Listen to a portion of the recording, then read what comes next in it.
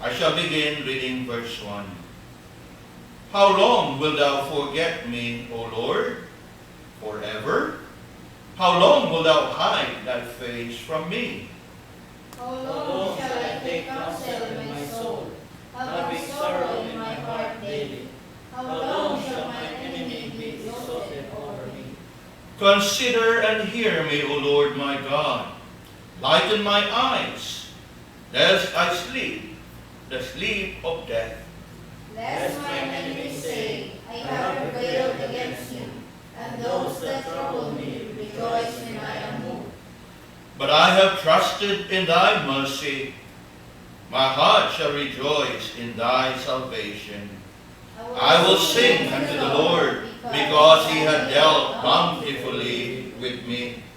Ang Ginoo magapanalangin kanato diha sa tuwang nga pagpasa sa iyang nga pulong. Going through the Psalm of 6 verses, mga kaigsunan, one thing that you will notice here, and obviously because it is so clear in this brief Psalm of 6 verses, that it was written in a time that David was in the midst of a very trying and difficult times. A very trying and difficult times. Ngayon, makita nato nga anaa siya sa kalisang diha sa iyahang nga kinabuhi. Why do I say nga anaa siya sa kalisang? If you have known David diha sa pulong, you should know that he is a man of faith. Not only that he is a man of faith, he was even known as a man after God's own heart. Sa ato pa, kung ato ang nasinati si David sa iyahang pagka-tao o sa iyahang grabe nga pagsalig sa Ginoo, I'm sure you would agree with me if I say that David could not just question God. Dili dali dayon nga mahulog si David diha sa kalisang that he would question and ask God. That as we think about this Psalm of 6 verses, maghatag kanina to sa hulagway nga what David is experiencing here is not an easy situation. For if that situation is indeed so easy, then he will not waste time calling upon God, Lord, how long? Dili na siya mag-usik siyang oras o panahon nga mustampit sa Ginoo sa pagpangutana. Remember? Daghan na siya nagihan sa iyahang kinabuhi. Nagkalain-laing matang sa mga pagsuway, nagkalain-laing matang sa kalisod, gani, oftentimes hulga sa iyahang kinabuhi. And how is it that this time, David find himself asking and questioning God, how long? Yes, we know David so well that he was a man of faith, and that he was a man after God's own heart, and the sweet psalmist of Israel, the same psalmist that wrote Psalm 23, wherein it says, though I walk in the valley and shadow of death, I will fear no evil. Then how is it that in Psalm 13, he sounds like somebody that is in despair? How is it that David, in this short psalm, sounded that he is in distress? Nga kung imong itandi ang iyang gipangsuwat diha sa Salmo 23, it seems like he was so full of confidence sa iyang kasing-kasing, trusting the Lord. The Lord is my shepherd, I shall not want. Kinatanag yung naingon na siya nga, even though I walk in the valley of the shadow of death, I will fear no evil. Nakitandi sa iyahang nga gisulti dinhi. How long wilt thou forget me, O Lord? Forever? Verse 2, how long shall I take counsel in my soul, having sorrow in my heart daily? Now, ako ningi, dala diya sa inyong atensyon mga kaigsunan, karon nga makapot yun ninyo ang sakto nga paghulagway o ang pagpanabot nga you will be able to really see for yourself how difficult, if not desperate, the situation of David when he wrote this psalm. Maghatag na nato sa gulagway nga dili sayon o dili iyano ang iyahang kahimtang nining tumura. Gani grabe ang iyahang giatubang dinhi kay lagi sa kadaghan-daghan na niyang naagian sa iyahang kinabuhi, nagtuo ko nga dili na siya ingon anak kadali nga lisa. Apan dinhi niining Salmo 13 daw nakita nato nga grabe ang iyahang kalisan. And that would indeed would tell us that David in here is not just in the midst of a difficult situation, but in the most desperate situation. Ganit mga kaisunan, many believe that this Psalm 13 was written by David when he was on the run. When the king of Israel, the king whom he was serving, was so full of jealousy and envy towards him, nga mismo ang hari kanyang gihalagaran, mo'y naghatag o kamanduan, gasugo sa iyahang mga kasunduruhan, to go and find David and kill David. And so, it is of no wonder if that indeed is the case, and the background of this psalm, that David was on the run, seeking to survive long enough to find his place as king of Israel. What I want us to consider from these verses is how David go through this difficult time and desperate time nga sa hamuko kayo nga salmo nga gilangkuban lang og 6 ka bersikulo. I want us to notice how his cry in despair eventually turned into what? A celebration, an expression of comfort. Now, diha karon sa inyo ang mga gilingkuran o sa ato ang mga kaigsunan diha sa inyong mga pinayanan, keep your Bibles open in this psalm and we shall consider this message that I titled, O Lord, how long? O Lord, how long?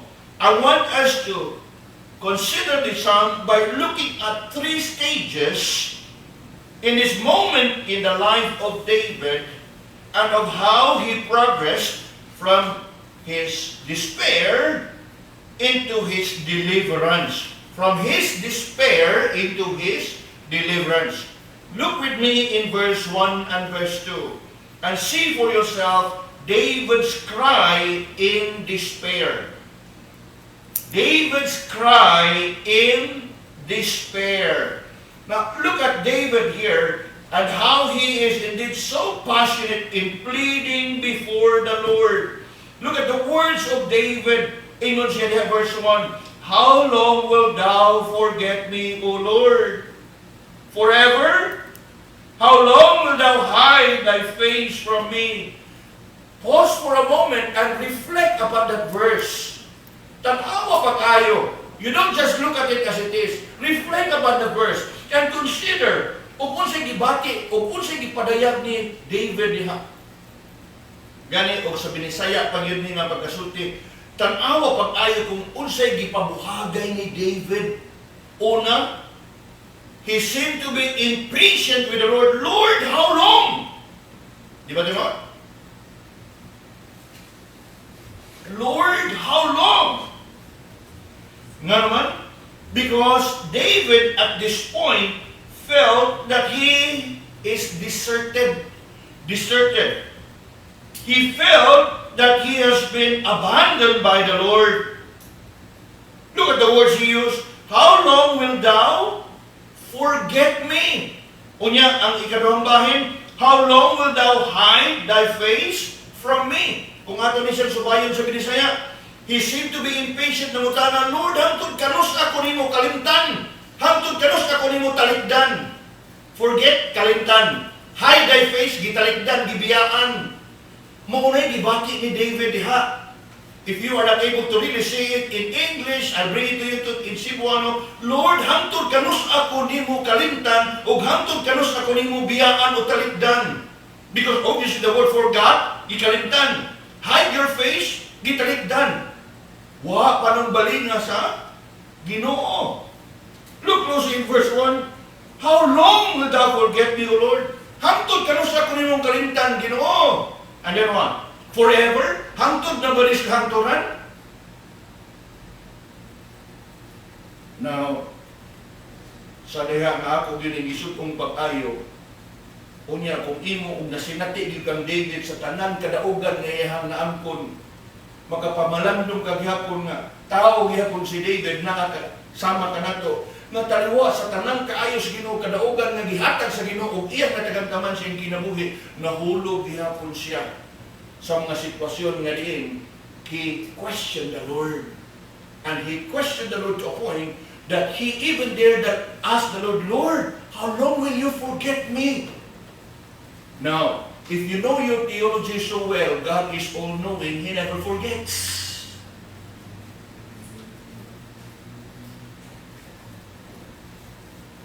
God is all-knowing.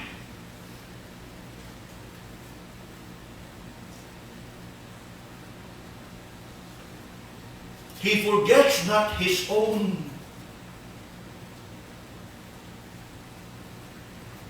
And lo and behold, nasunti ni David ang tanan, for obviously he was in a very desperate time. Not just a difficult time, but a very desperate time. It is so clear here that David felt detached, that David felt separated from God at this moment.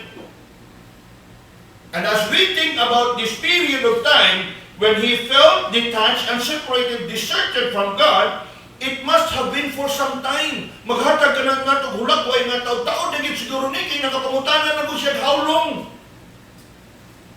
It is not just for a moment, nor for a short time. The fact that David have asked the Lord, how long? He may have been in this situation for some time.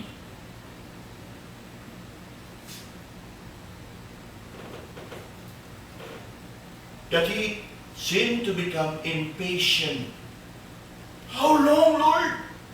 For obviously, knowing David so well, giagwanta siguro niya o sa kasimana, giagwanta siguro niya o sa kabuwan, pero murag taas-taas naman. Lord, how long? You know mga kaijunan, sama ni David, we can also succumb and fall into such a situation. We may have been pleading, we may have been praying, we may have asking something from God. Kaya kita nagtuo nga kanang atong gipangayong o atong gikinahanglan. And it seems like God has not been hearing us.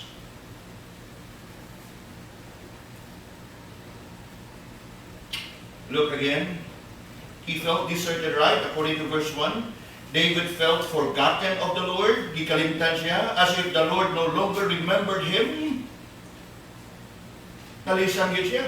Kaya nga naman, alam ka niya. Close ni sa Ginoo. Alam ka niya. In fact, the Bible describes David as a man after God's own heart. And then what has happened? Unsay nahitabo? Murag dugay naman ito. Taon naman yung wala nang iko'y nadadunggan gikan sa akong Ginoo. How is it? What happened? What's the matter? So, daghang pumunta na. Sama ni David, kita usab na ay mga sitwasyon, na ay mga panahon sa itong kinabuhi, nga mahiagong usab kita niya na. David felt forgotten.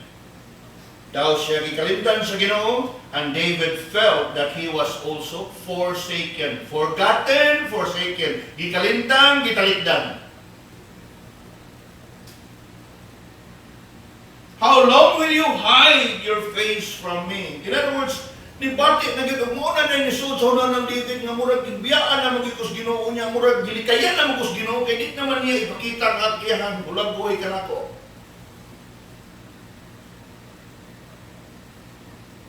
True. And for a man after God's own heart to be in such a situation, it surely will be a desperate time for him. Nga naman, naanad siya nga nakakanunay ang ginuubad kaniya. Iyan niining tumura sa taas-taas na nga panahon. Kaya lagi, dili siya mangutanag how long, kumupo pa nga panahon. Lord, hangtod ka no sa aman eh.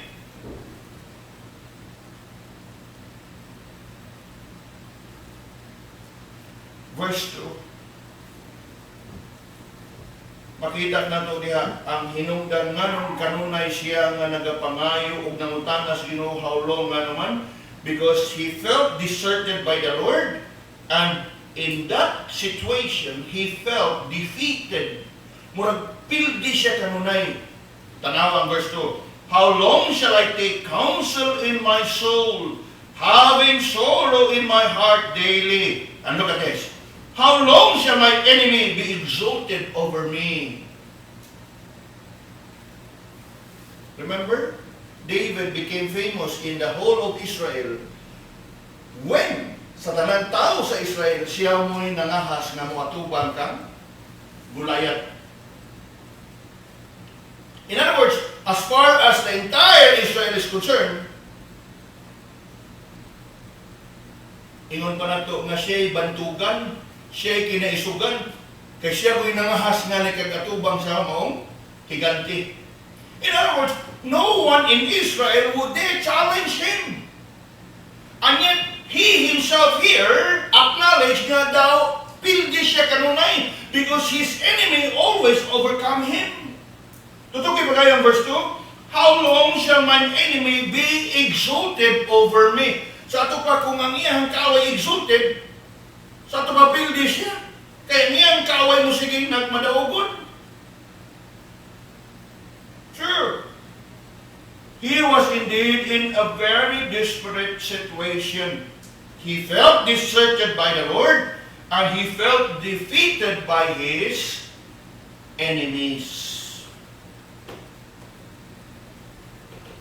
Now, from that cry in despair, coming down to verse 3 and verse 4, remember I said we are going into this, into 3 stages. From his desperate times, now we move on to verse 3 and 4, and look at his call in despondence. A call in despondence. Following a cry in despair, notice here David offering and lifting up, calling upon the Lord in despondence. Sa iyahang kalisang lisangpit siya sa Ginoo. Look at verse 3 now. Consider and hear me, O Lord my God.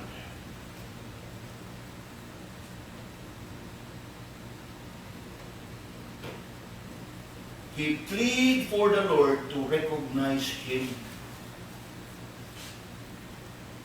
Consider and hear me, O Lord my God. He called upon the Lord to recognize him. Remember verse 1 and verse 2? It seems to him that the Lord had forgotten him. It seems to him that the Lord had his face from him. And yet he persisted on calling upon the Lord, Lord, consider and hear me. Dungga ko Ginoo. Bisan mamantuod nga diha sa bersikulo 1 ug 2, daw iyang gibati ug ang iyang gipamati nga gitalikdan na siya, gikalimtan na siya sa Ginoo, apan siya padayon nga nagasangpit sa Ginoo. Something for us to learn. Kaya nga naman, usahay gani ug watay murag makita nga mga hayag nga tubag ikan sa Ginoo, mupunong na daytag sangpit.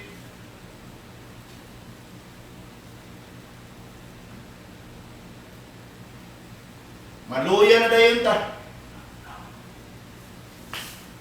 Apan dili si David. Yes, nahiagon siya sa kalisang. Daw murag nibati siya nga gikalimtan na siya sa Ginoo.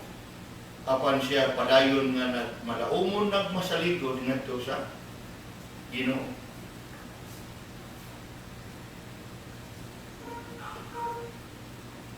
Nga siya mismo nibati na, o para kaniya daw gikalimtan na siya sa Ginoo, o daw gitalikdan na siya sa Ginoo, apan wa siya maghunong sa pagsangpit sa Ginoo.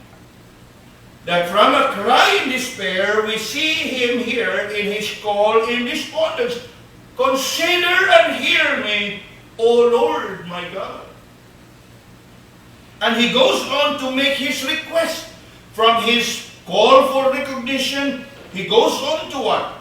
Present his request. What is his request? middle part, the next part of verse 3, lighten mine eyes, lest I sleep the sleep of death. Now, what David is actually trying to tell the Lord here is, Lord, take my burdens away from me, that I can rest, that I can sleep, or else I will sleep the sleep of death. He's actually saying, Lord, kung di ko nimo tabangan, kung di ko nimo hawason ini nga akong kahimtang, dali madugay, makabsan ko sa akong kinabuhi. I can no longer sleep because I will sleep the sleep of death.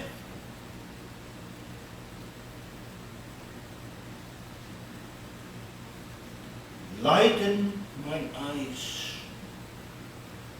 Obviously, kung kita anaas taliwa sa makadilisa ng mga sitwasyon sa kinabuhi, oftentimes, it causes us to be sleepless.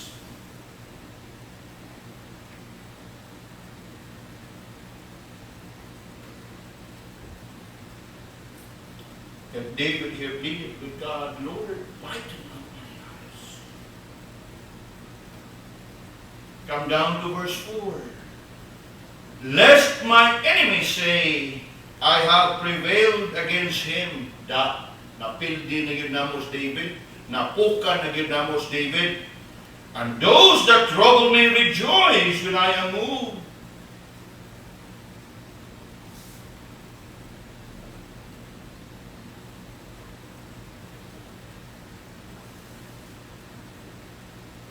He called upon the Lord in despondence. Kung saan ito makita diha mga kaibigan? Ako makita diha, and I hope iniusap na nakita, nga alam kang David o para kang David, isang tood o daw nakalimtan ako, gitaliktan ko sa Ginoo, magpabilin ko nga mo salig kaniya o magpadayon ko nga mo sampit na ito kaniya.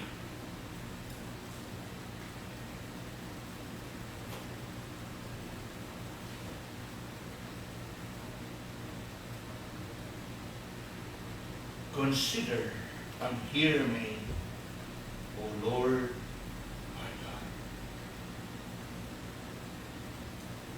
We should be praying and asking the Lord this way, mga kaibigan.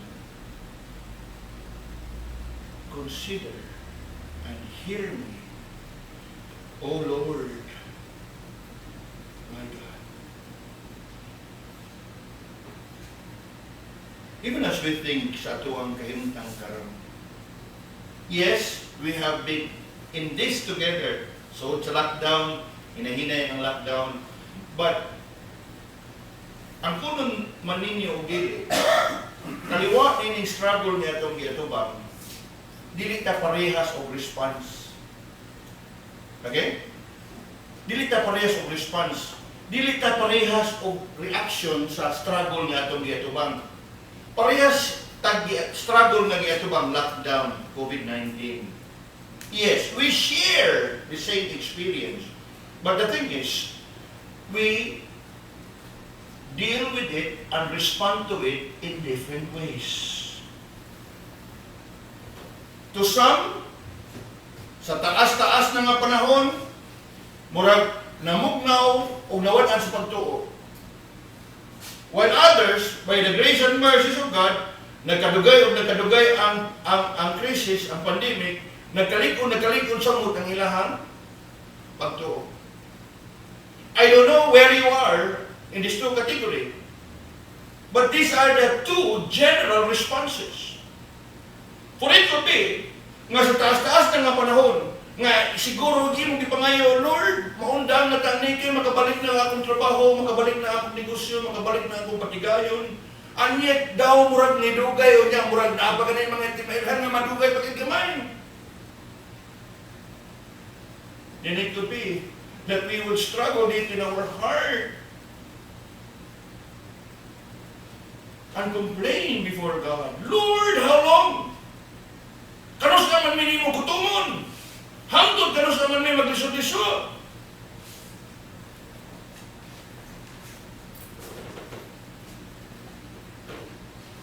Lord, how long? Siguro sa atuwa usab nga mga kaigsuonan o mga kaubanan, even when nga nilanat o nitaas pa kayo ang maong crisis, the more that they are being drawn to the Lord. Look at David. Verse 1 and 2, how long, how long? Gikalintan ako ni mo, Lord, gibiyaan ako ni mo, Lord, and yet, he remains true in calling upon the Lord. Consider and hear me, O Lord my God.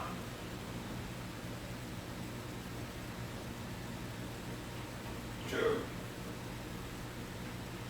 God's people respond to the same situation in different ways. How do you respond?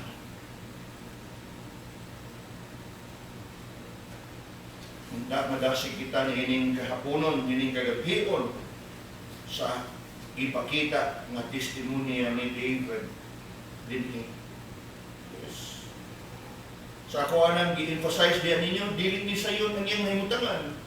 Because David has gone through many experiences in his life.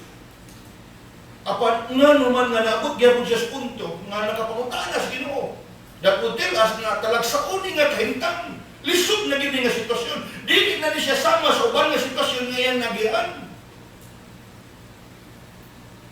Ang kanindot lang diha kay taliwa sa tanan iyang gipadayan in despair, in desperate times. How long, O Lord? It seems like you have forgotten me. You have been hiding my face from me. How long, O Lord? Forever. Apan diha sa verse 3 and verse 4, hindot kayo kay wala niya gitugot o what yun maapektihi ang iyang pagsalin o ang paglaong ngadto sa Ginoo. Bisan pa man nga naa siya ni ana nga kahimtang og sitwasyon ug daw susama ang iyang gibati nga daw gikalimtan na siya gitrigda na siya sa Ginoo, nagpadayon siya nga ni sampit sa Ginoo kay siya padayon nagsalig ug naglaom sa Ginoo. Look again at the words of David in verse 3, consider and hear me, O Lord. You know, mga kaibigan, I've been encouraging you, and that is how I always try to encourage you all this time sa simbahan. Read, and reflect. Kay dili man mo mabati ko kung unsay impact anang imong gibasa, kung dili nimo balik-balikon. That's why, as you can notice, in all my preaching, I always draw you back to the text. I don't drift away. Text. Kaysa sige mo, dumbol ka ng teksto diha, mahumok na mo, abri na, sama siyuta nga sige mong duk-duk. Then you will find precious gems. Consider and hear me.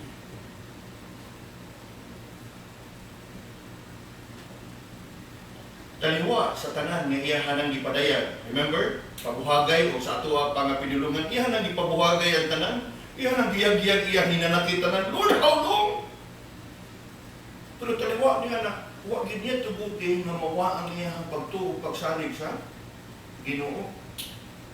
And as I have said, this is where we see the difference. Kay kita usahay, mahiabot ta nga, dugay na ko sige pangayo, anis Ginoo, huwag magidaw, huwag magigihatag, kaundan kong pangayo.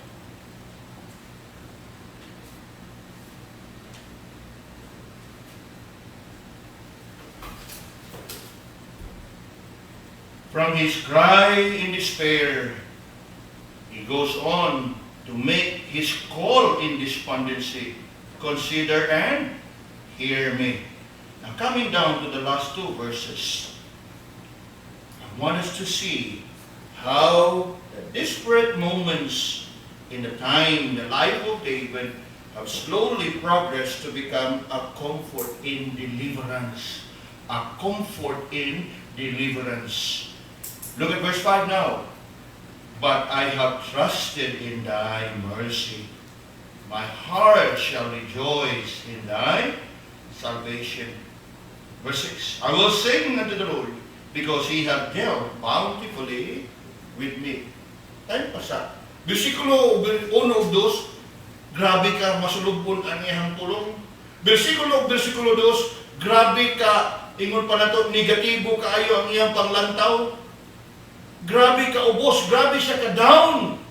To the point nga ihangag di pangutana ang Ginoo, how long will you forget me and how long will you hide your face from me? How is it that in verse 5 and verse 6, in a matter of what, 4 verses,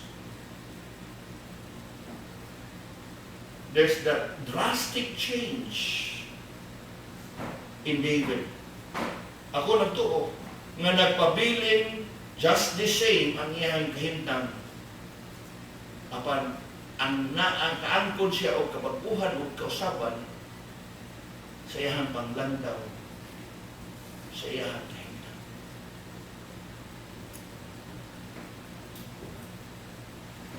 The situation remains the same. He was still in desperate times. But notice here how his pleading in desperate times became a praise for deliverance. It is indeed interesting to note that while David cried in despair, how long, O Lord, wilt thou forget me forever, in verse 1 and verse 2, it only took 4 verses for him to be comforted by the Lord.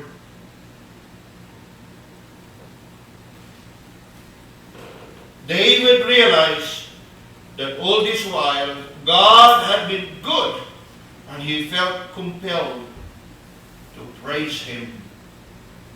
Look at what he said in verse 5. But I have trusted in thy mercy. Iyahang yan, i-express diha ang tinugdan sa iyahang comfort. In other words, he may be in a very uncomfortable situation in life, yet in the midst of this uncomfortable situation in life, he still finds comfort in the Lord. And look at the source of his comfort. Verse 5, first part. But I have trusted in thy mercy. Gani, ang habilin bahin sa verse 5 ng padayon, my heart shall rejoice in thy salvation. In other words, nisantok siya muna o nisod siya muna, bisan tuod ingon ini ang akong sitwasyon. It cannot change my status. It cannot change my condition in relation to God.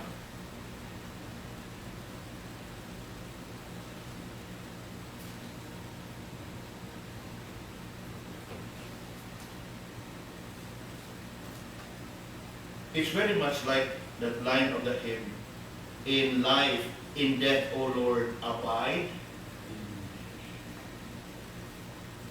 In other words, abot sa punto si David na naglantaw siya kagalingon, kung siya kung dangatan ini akong kinabuhi, it doesn't matter. I am with the Lord and the Lord is with me.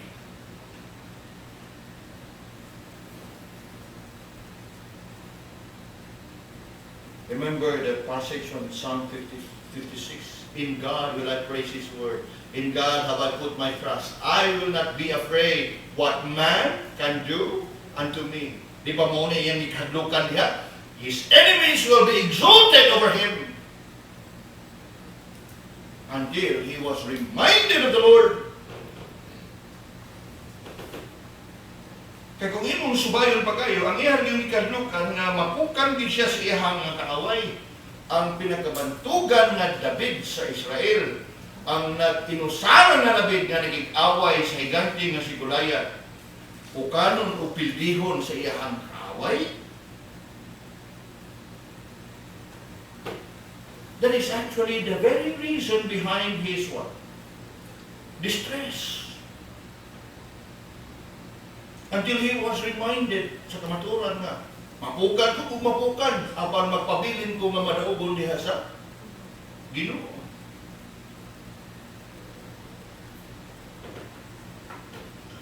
We see in here in verse 5 the source of his comfort, the mercy of the Lord, and the significance of his comfort. His heart shall rejoice in thy salvation. Now obviously in here, the word salvation refers to deliverance. Lord, I may not be hearing from you lately, but I trust that you are watching over me and you will remain to be my deliverer. That is what it says.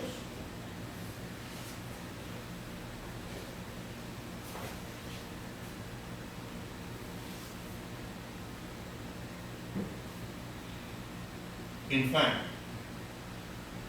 not only that David here mentions about his source of comfort and the significance of his comfort, he actually sings his comfort. Look at verse 6. Look at what he said in verse 6. I will what? Sing unto the Lord. Tan pa siya. Di ba masulupon kay siya sa versikulo 1? And look at what is David saying in here. I will sing.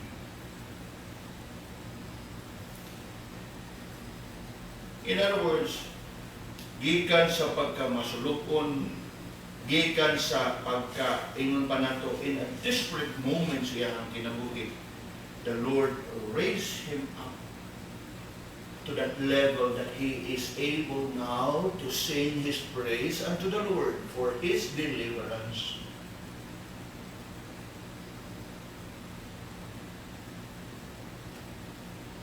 Very much like sa ato ang kahimtang karon.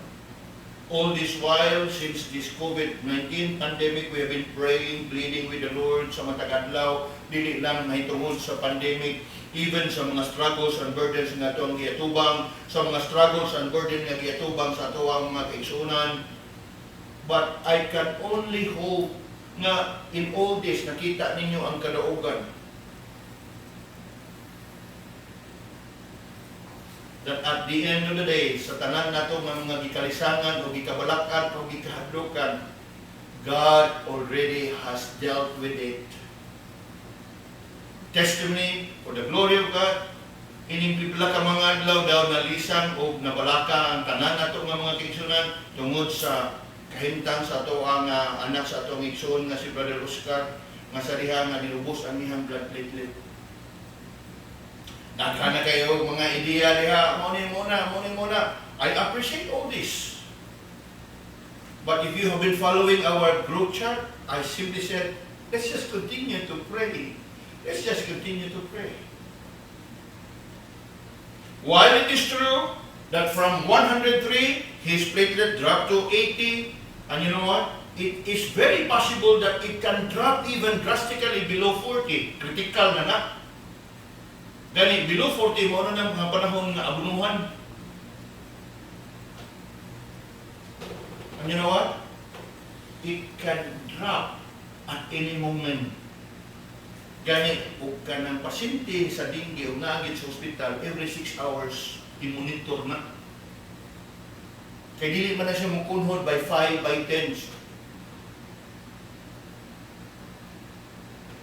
Ako makasabot o nakasabot yun ko sa ato ang mga kaigsunan, sila ang mga kabalaka, mutana sa mga sintomas, o sa dili angay, ipainom, o ipakaon, muna. Kunya kay ato ang timbang-timbangon, mismo ang doktor may nag-advise nga, dito lang sa balay kay daghan kayo ang COVID sa ospital. So, dito sa balay, nagya po kay kabalaka, kay o sa balay, di man, mamonitor ang blood platelet. Daghan ang nabalaka, daghan. Kitang talan ng nabalaka. I am sure si Brother Oscar o Sister Marie nabalaka usap. But if you have been following, all I have been saying is, paabot lang ta. O kung sa'yo feedback sa doktor, panayon na sa ta sa mga pag-ampo. And lo and behold, the following day, from 80, ang atong ikabalaka na ubos, nisulbog na inoon nga ito sa 200 plus. Safe. Over and above normal.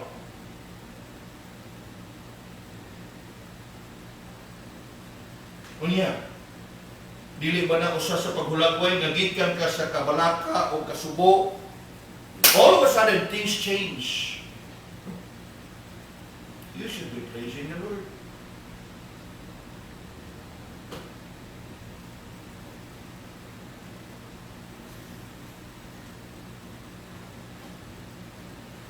Look again, verse 6. Look at what David here said.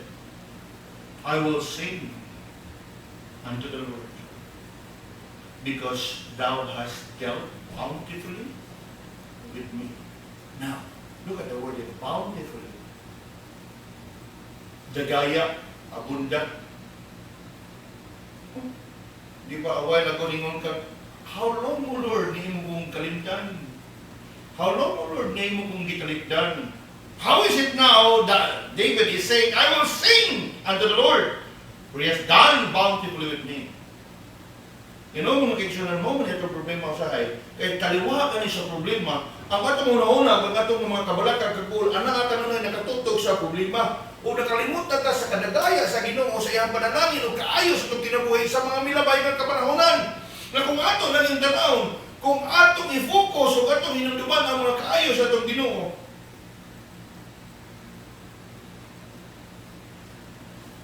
kining kalisod na itong giatuban is nothing before Him.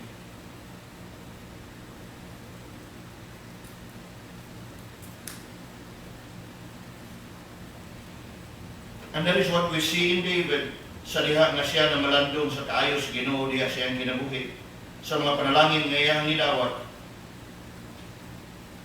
From despair, David was moved to offer a song of praise.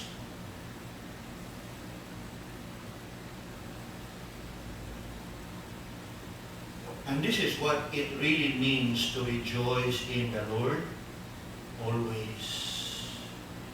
For the truth of the matter is, kita sa tuwang yano nga pagtuo o mga pagpangalagad sa Ginoo, tapaw nga pagpangalagad sa Ginoo, we can so easily say, rejoice in the Lord always, but the truth of the matter is, we can only rejoice when things are working out for us.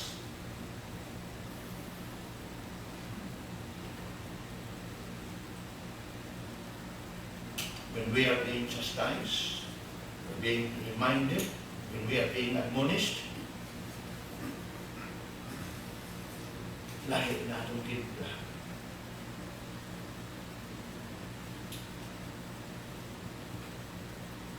Look at David here. Because he had dealt bountifully with me. Nga sa dihang hinumduman ang iyang Ginoo, iyang gilantaw, yes, nagkaduol siguro ang kaaway nga hingan ako, pero mas duol ko sa Ginoo, o mas duol ang Ginoo nako. Nakuha nato mga diksyonan? Kaya kung imong yung subayot, ang iyang gikanlugan o gikablakan, ang hulga na nagagikan sa iyang mga kaaway. You can see that in verse 2, you can see that again in verse 5, verse 4. His enemy will prevail against him and they will rejoice. Nga ilah akong napukan o ilah akong nabuntog ko nila. Apan kaliwak na yan ang tanan sa diyan, hinumduman niyang Ginoo. Yes, the enemies may be rushing towards me, but the Lord is near me. In fact, He is with me. The same, naangay nato na hinumduman o katpunon mga kaigsunan. Nga sa nagkalilain nga mga sitwasyon o kahimtang nga itong yatubang o mga tubang, diligid nato angay nga hikalimtan that the Lord, like David here said, had dealt bountifully with me.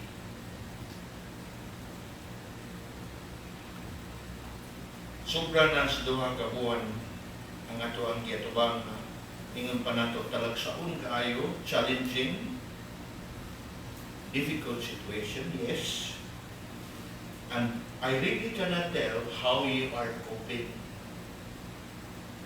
Gani, Pipila sa itong mga kaigsunan nga nagapadala sa ilahang Thanksgiving karon ini nga ito ang prayer items and praise item.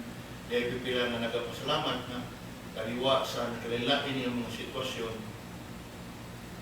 Padayon sila nga na-comforted diha sa pulong sa Ginoo. What about you? What about the rest of you diha sa inyong mga pininanan? I can only hope and pray that we will continue to find comfort diha sa Ginoo. That we will continue to be comforted diha sa pulong sa Ginoo. Kay mabot na gani ang panahon mga kaigsunan nga you will refuse to be comforted by the Lord. Then ask yourself this, who's going to comfort you? Kinsa ba may maka-comfort kanimo? Kung alam kanimo dili na maka-comfort ang Ginoo.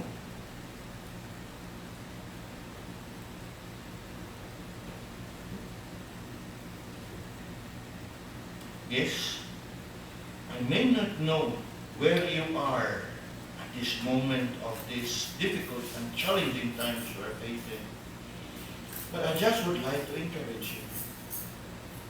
Padayon sa pagtuo, padayon sa pagsalik, padayon sa pagsangkit sa atong Ginoo. Continue to be comforted in Him and by Him, o diha pinaagi usab sa iyahan na pulong.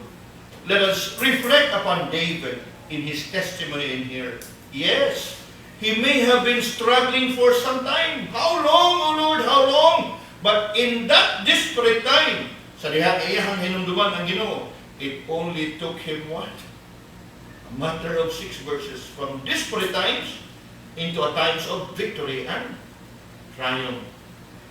I will sing unto the Lord because He hath dealt bountifully with me. And it is my prayer, mga kaigsunan, ang matag-usa ka nato will also be able to reflect and ponder these things in our heart sa atuang pagpadayon and atuang iatubang na crisis. You know, mga kaigsunan, gani, I had the opportunity to go out getting and managed to talk to some people. Ang uban gaingon nga murag naman posibilidad na ibalik ka ECQ. Hingko, di mo nakadungo ka na. Tungod sa tanan ng mga dagko ng mga new positive cases. The last 2 days, positive cases sa Cebu is over 100. Nga, mo ilahan mga ibang sa diyan nga namot, di mo muna kadungo. Kuwan sa balita sa radyo. Pero, of course, iko rabutang maminaw kay ukusay atong dungog. The point is, wala pagitay ideya o hantod kanus ani ko to. Kanang ato ang makita usahay nga gi-announce diha nga Mayor Labilla is thinking of extending the GCQ para na lang na pa-comfort na to in anticipation kay posible nga ang kanang gitawag mo sa bitaw na IATF ibalik ta sa so balik na sa tasa. You know, so either way ibalik man o improve man, let's continue to fix our eyes upon the Lord. Ayaw sa sitwasyon, ayaw sa imong circumstansya, ayaw sa imong kahintang, ayaw sa kalisod, ayaw sa imong struggle. Look again at what David has said. Verse 5, but I have trusted in thy mercy. My heart shall rejoice in thy salvation. I will sing unto the Lord because He hath dealt bountifully with me. This is very much like what the hymn writer wrote. Tingnan niya, whatever my lot, thou hast taught me to say, it is well with my soul. Meaning, in prosperity or in adversity, may you be able to